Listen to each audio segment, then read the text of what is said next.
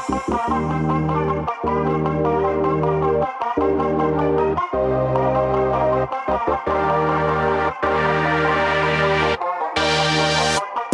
and welcome back to When Sunday Comes, a podcast that aims to get into the heart of women's football and hosted by myself, Graham Falk.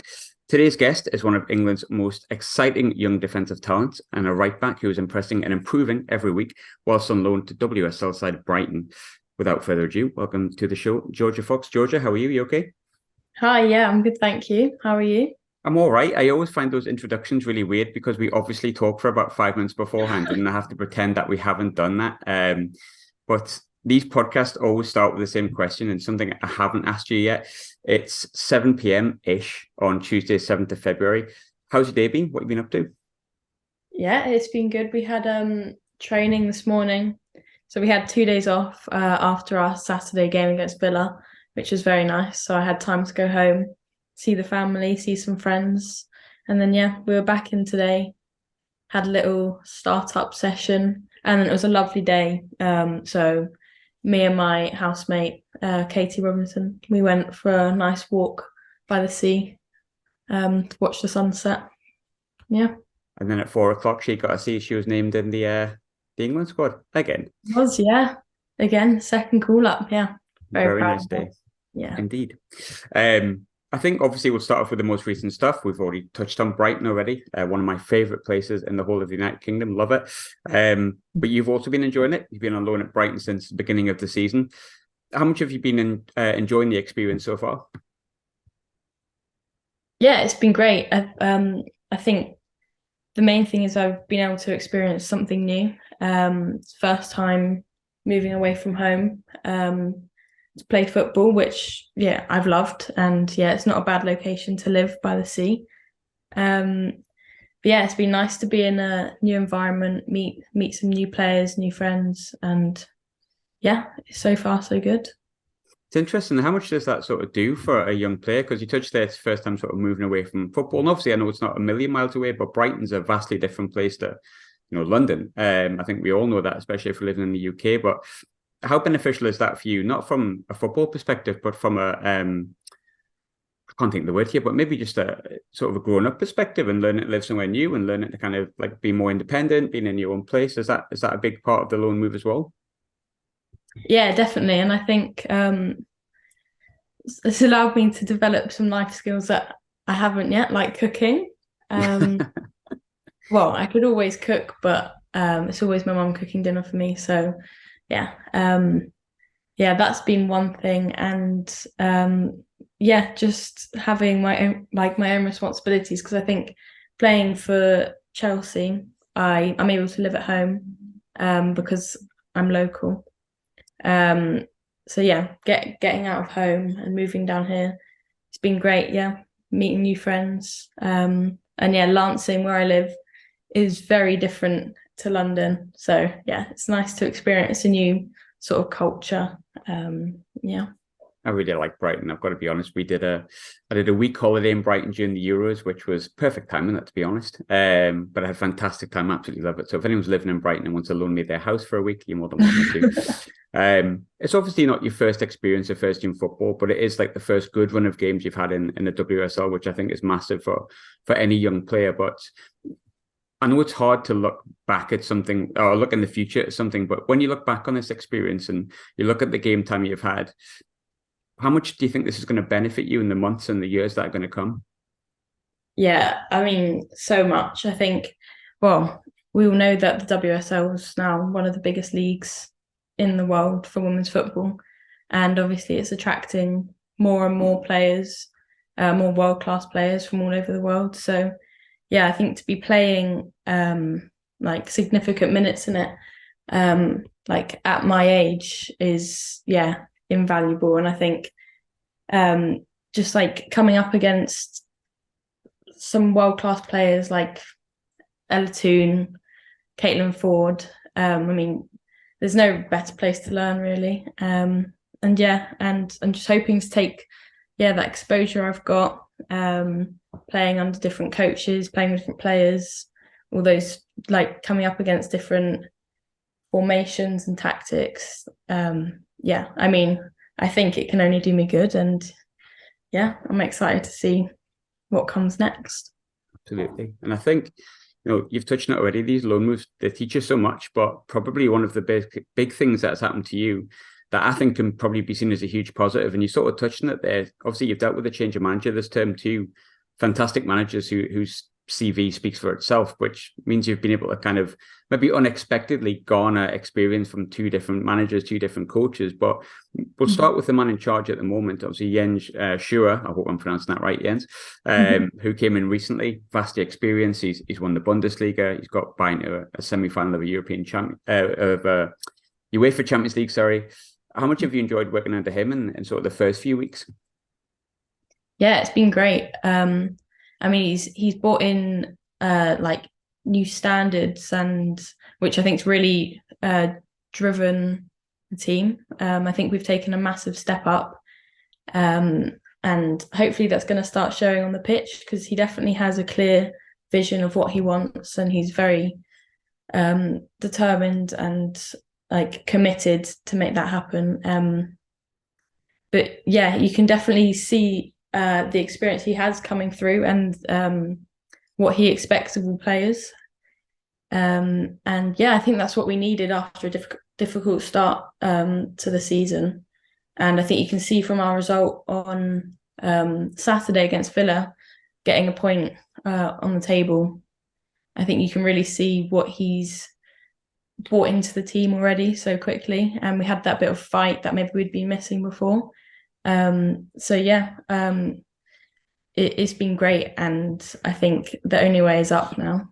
Yeah, absolutely. And I think massive point. Absolutely. We've all seen how much Villa have strengthened, and really arguably, in my opinion, could have maybe beat Man City the other week as well, which shows you how good of a side they are. So a massive point. I agree. And I think, on the flip side, just the name Hope Powell, I don't really need to educate anyone on who that is, and I don't need to give her an introduction. Obviously, she has now departed the club. I know there were some difficult days with her, but for a young player to learn from someone like Hope Powell's massive. And I know you spoke about her when you first came, and I know maybe the time was shorter than you expected, but how much did you learn from your time with Hope, the time that you had with her?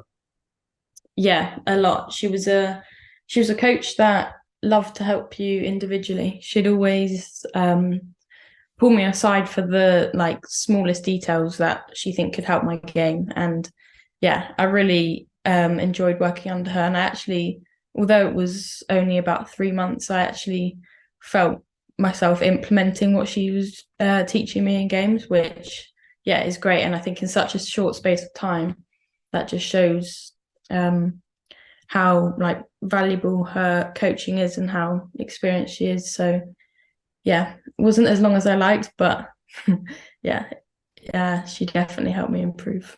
Yeah, very good 3 month to have. 3 month that's worth having, as opposed to not having those 3 months, I guess. Obviously, we've discussed your loan move to Brighton this season, but before we do delve into your past and obviously your time at Chelsea and your future, you've spent time at Charlton last season in the Championship. Now, there's a few players I've spoke to who have had a loan move to the Championship or played in the Championship before they've got to the WSL. And tons of players tell me it was such a massive benefit to them in preparing them for the rigors of first team football higher up the chain. Charlton's obviously a side that have got a lot of experience in that division. There's obviously a lot of good teams in that division. It's a different dynamic.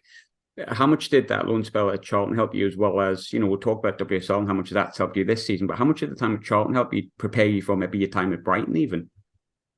Yeah, I mean, I think that loan spell was really important for me because I hadn't played consistent games in about a year and a half. I'd been in and amongst the Chelsea first team, but due to COVID, I hadn't been playing games with the academy. So after that long period of like a game drought, I think implementing what I'd learned over that period of time was really helpful. And I think the championships developed so much. And yeah, it was a lot more physical than I expected. Obviously, it being my first senior league, I think that's one of the main things that I learned about senior football. But yeah, I think the quality and the step into professional football in that league really helped. And yeah, I think yeah, the main thing I took from the championships, the WSL, is you've got to move the ball quickly or else you're just going to get clattered. So yeah. Yeah, I've taken 1 or 2 championship games. I've got to say, I think I probably agree from an outsider's perspective.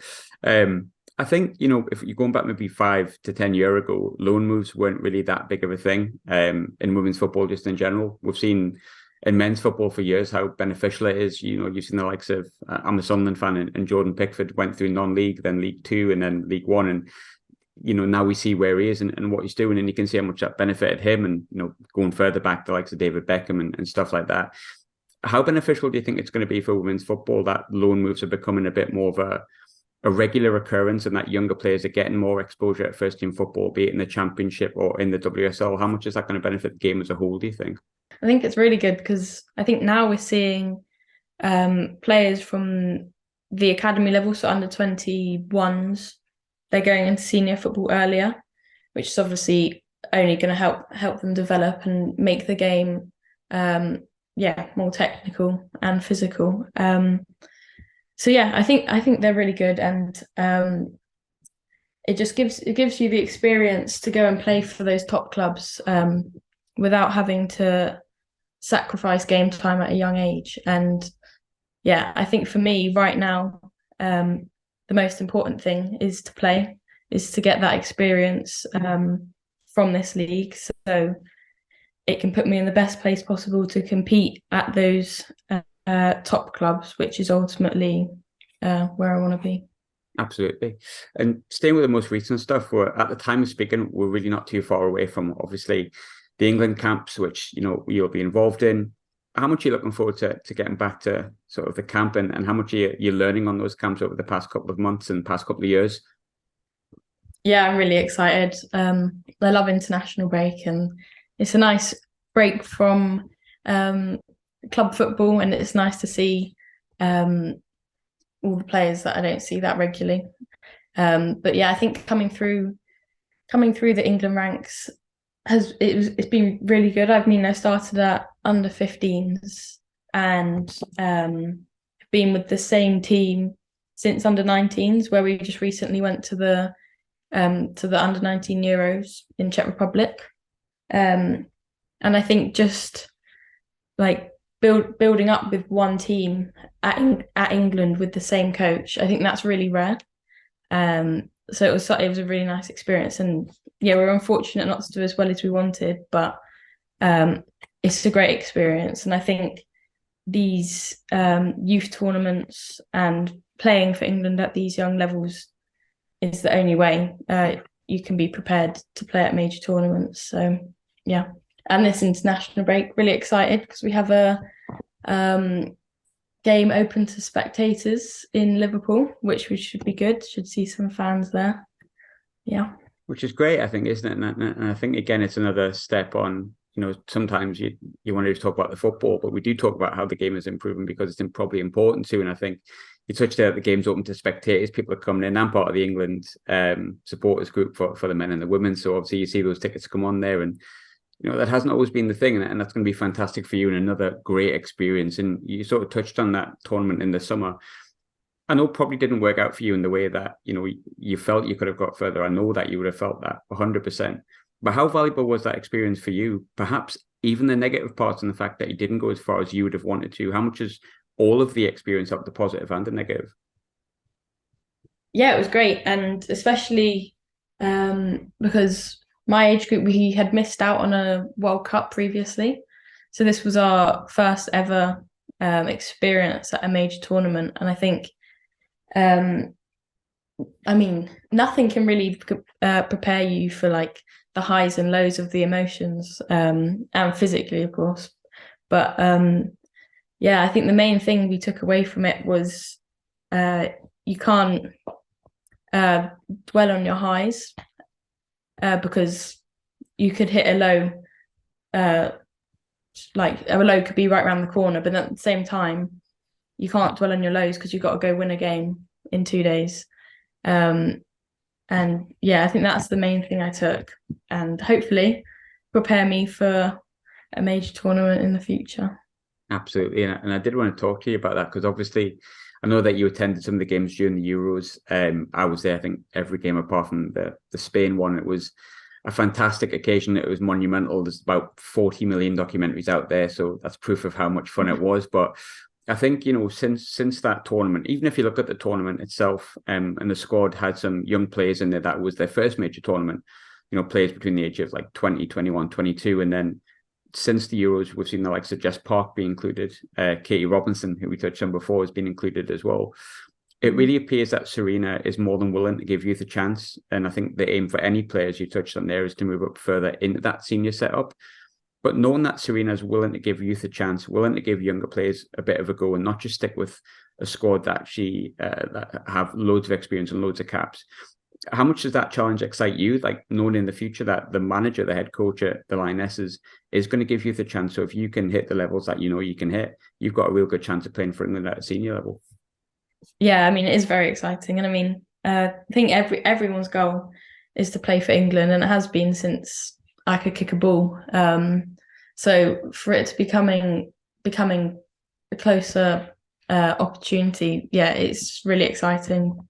But yeah, I think for now we just gotta keep performing for the 23s, keep performing and playing at club level, and hopefully if I can get my standards up to the right level in those environments, hopefully one day it will come.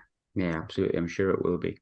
Now, reverting sort of all the way back to the beginning of your career, you can correct me if any of this is wrong, by the way, but born in Kingston upon Thames even in 2003, which I've got to be honest, I had to double check because that makes me feel incredibly old.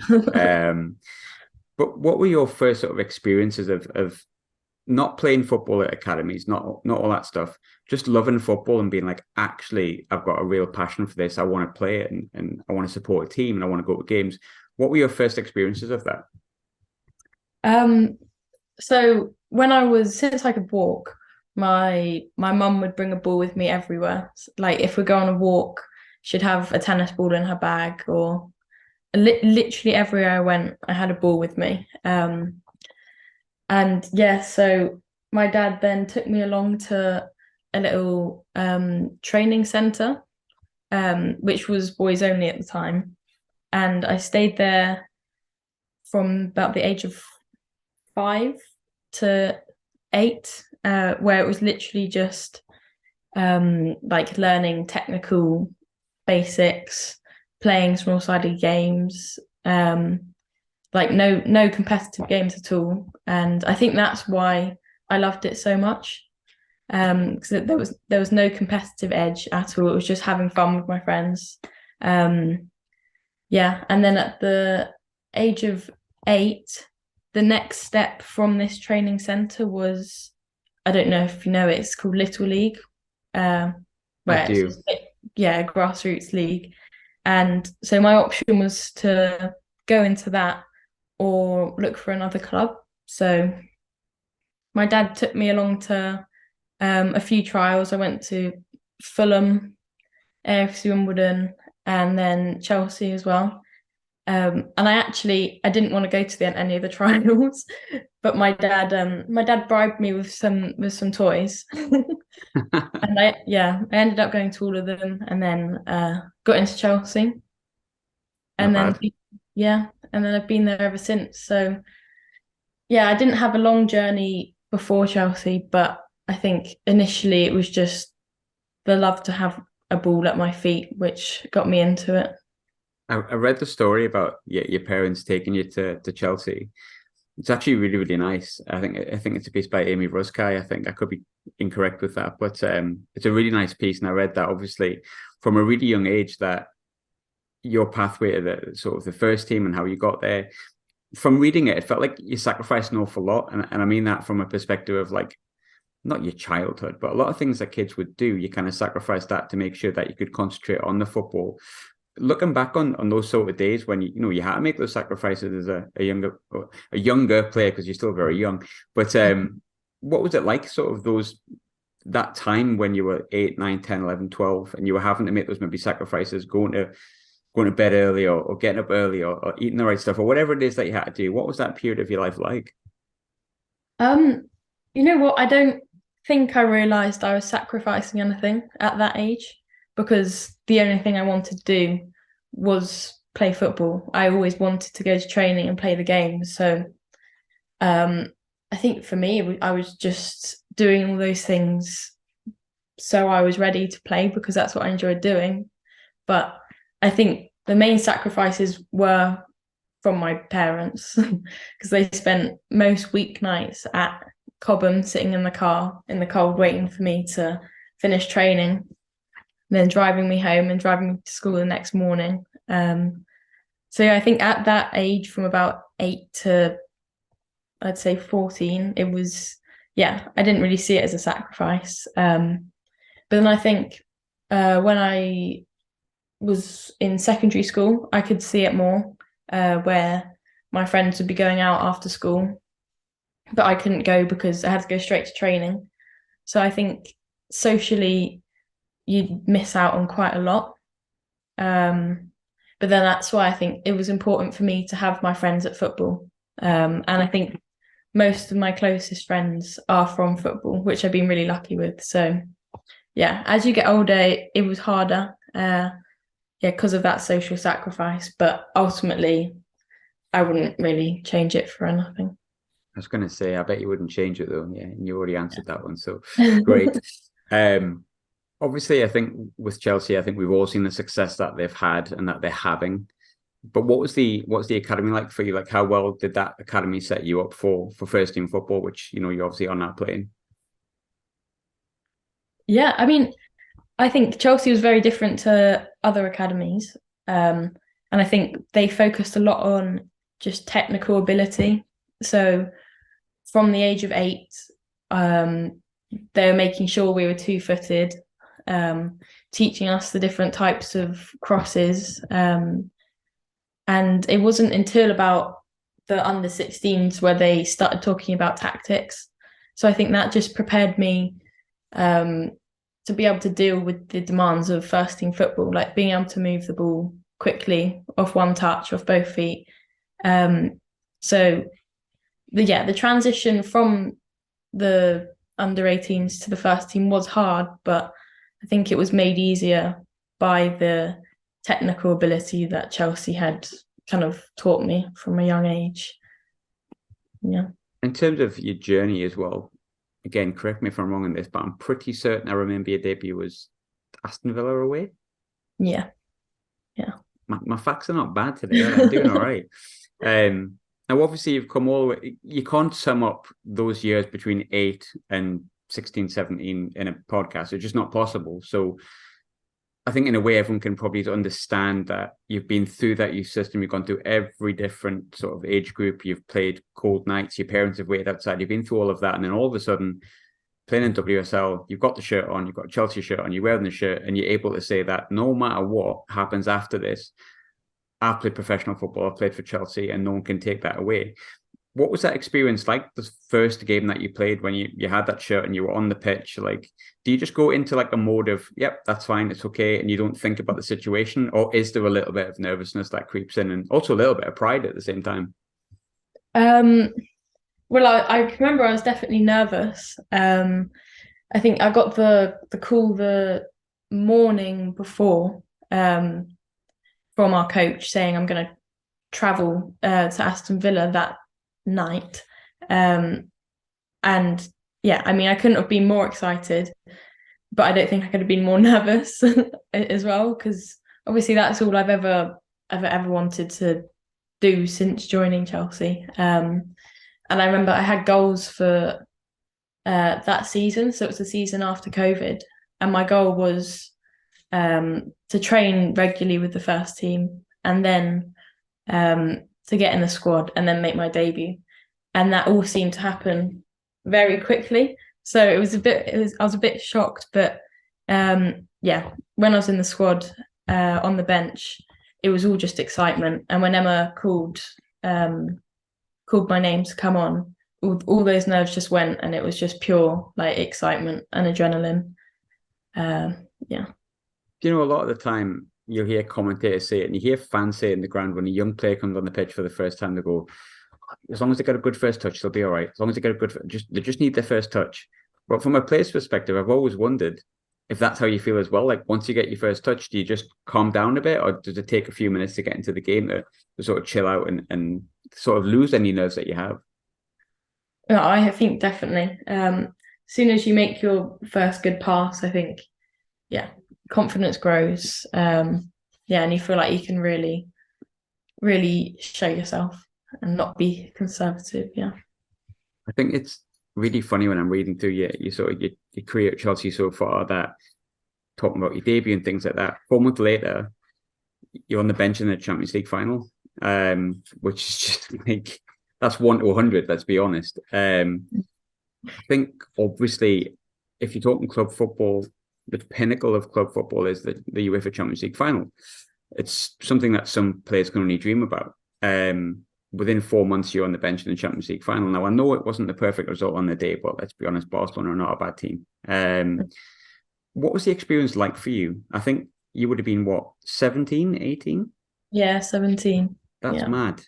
That's almost unfair, actually. I don't know what the heck I was doing at 17. I certainly wasn't on the bench in the Champions League final. But what was the whole day and experience like for you? Like, because I imagine talking about, nerves, that's just a huge occasion that you can probably just relish. And there's always a chance that it might come on. And obviously that didn't happen. But at the same time, it's a Champions League final. And I'm curious as to how that experience was for you as such a young person, yet let alone just a young player. Yeah. I mean, it was amazing. I don't like it lived up to all the expectations, really. I mean, we went 2 days before because of the media demands there were. So we had to go early to do open training sessions for the players to do all the interviews and media before the game. So yeah, the build up was crazy. And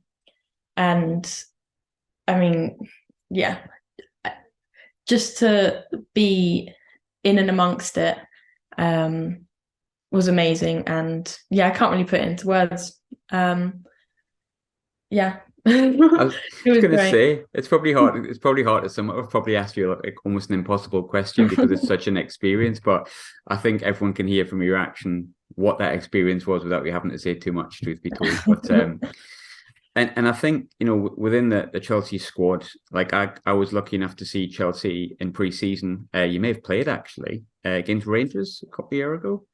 Yeah. And I remember some people are saying, oh, well, this player's not playing, that player's not playing, the other player's not playing. And then I was still like, well, Harder's still playing, Aaron Cuthbert's still playing. And it just, when you look through the Chelsea squad, there's so much talent and so much experience that comes with it.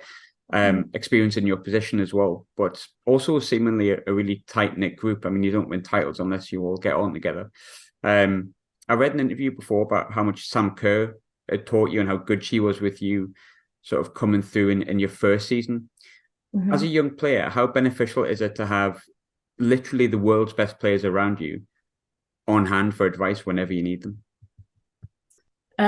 Yeah, I mean, you couldn't ask for much more. I think it's not just on the pitch, but off the pitch, because I was in and around them every day. So even just seeing like the extras they do in the gym, or like the treatment they're getting after games and how they recover, and how they carry themselves and how humble they are. It's just great to see in first person. And then on the pitch, like playing against Sam, I mean, you can't ask for a better competition. So it was always challenging, but having players like them in training, they would always help me during training. So even though I'm playing against Sam, if I do something wrong or I could do something better, she'd tell me, which was like, yeah, it was a great experience. And like playing next to, say, Magda, I think just their leadership skills and just them being nice human beings, always trying to help me. And yeah, I learned so much from them. And yeah, I think going to Charlton after that period of playing with them, I just tried to like remind myself of everything they'd been teaching me and put it all into practice. Yeah. It's probably one of those things, isn't it? If we did this podcast again in 5 years' time, you'll probably realize how much stuff you've actually picked up from that point, which is kind of probably the benefit, is that you've got all this stuff to realize what you've picked up in time to come. But I think in terms of, before we go into the final two questions, which everyone knows what they're going to be, because we always keep it the same, we always start the same, we always end the same. Talking about players that you played with and talking about managers that you've played under so far, Emma Hayes, one of the most respected, one of the most loved managers in the whole of Europe. Her record absolutely speaks for itself. I think I once read via someone who was doing a coaching course her idea of how football teams should be playing, and it was so clever and so intelligent, it almost baffled me. She's obviously an amazing coach, and I think she's a fabulous person. But how brilliant is she to work under as a young player and as someone who's sort of coming through and starting their career in the WSL? Yeah, she's very good, and I think she'll tell you. She's very clear on her opinion. So if she doesn't like something, she'll tell you. But if you're doing something good, she'll also tell you. And I think that is just what you want. You want someone to be straightforward and tell you exactly what they want. And she's exactly like that. And I think especially this pre-season, she was really helpful, like deciding if I'm going to go on loan, where I'm going to go on loan. I feel like she really thinks about the player, the person, not the player, and what's best for the person. And because obviously she says you'll get the best player if you focus on the person. And I think that's really important. And I think that's why she has so many world-class players in her squad, because she cares about them and makes everyone feel valued. And I think that's probably the most important thing, and probably why she's so successful. I think she's a genius. But final two questions as always. And I'm sure if we come back to this in 5 years' time, we're going to have loads more of your career we can speak about. And you've already had some amazing things we spoke about there. England, I mean, discussed winning the league and all that kind of stuff. Champions League finals, obviously, there's going to be tons of stuff to come up to. But however, only 19, and I'm still quite excited for both of these questions because of the magnitude of players you played against and also alongside. But penultimate question, who is the toughest opponent you've ever come up against? So there's a few. I'd say Pernilla Harder is very hard to play against just because of the way she moves the ball. And the likes of like Leah Golson with her movement off the back of your shoulder is just so hard to defend. But I think the hardest player I played against this season would be Caitlin Ford, because she just moves the ball so well and does it so quickly. So yeah, I think she's a great player and is very hard to play against. Yeah, it's not about to list every single one of those players. Now, Ultimate Five-a-side team, I love doing this. There's a couple of rules, but they're not too stringent. It has to be a player that you've played alongside at club level or international level. And you can have a goalkeeper if you want. Some people choose them, some people don't. It doesn't matter. You can have 5 outfield, you can have 1 goalkeeper and 4 outfield. And if you want to choose yourself to play in this 5-a-side team, you're more than welcome to. And what I would say is that I think 13 of the 15 interviews I've done, they've chosen themselves. So definitely some players have massive egos, but it's completely up to you if you choose yourself. Okay, so I will have a goalie, and that would be Anne Katzenberger. I think because she's a good shot stopper, but she's also very good with her feet, which you need in 5-a-side. I would have me in this team just because I want to play in it. Good so shout. I'd be in defence, and then I'd have Lauren James, Aggie Beaver-Jones, and then Sam Kerr up front. It's not a bad team, that. Yeah. It's pretty decent. Not a bad team at all. Jorja, really lovely chatting to you. I've actually really enjoyed it. And I always say this at the end of every podcast. I've enjoyed it, but I really hope you have as well. Yes, I have. Thanks for having me. Good, not a problem. Always my pleasure.